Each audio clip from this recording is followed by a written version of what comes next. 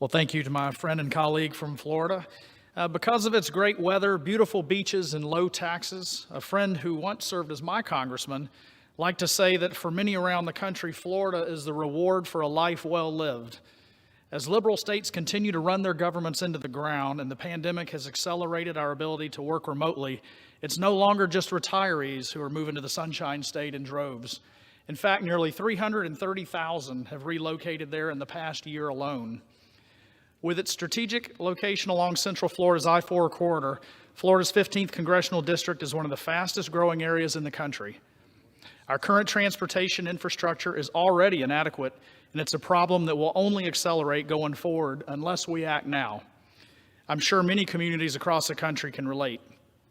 Both sides of the aisle can agree that our nation's highways, airports, water infrastructure, ports, and broadband networks are the arteries of our national commerce and worthy investments of taxpayer money. The good news is Republicans are taking the lead to meet these infrastructure needs.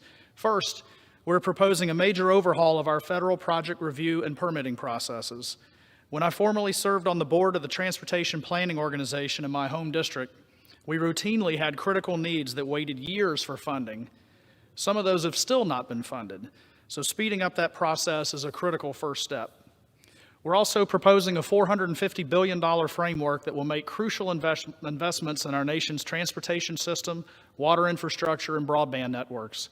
This framework represents an investment in the real infrastructure Americans need, not bizarre reinterpretations of infrastructure or partisan pet projects. Congress has talked about infrastructure investment for years. It's time to put words into actions.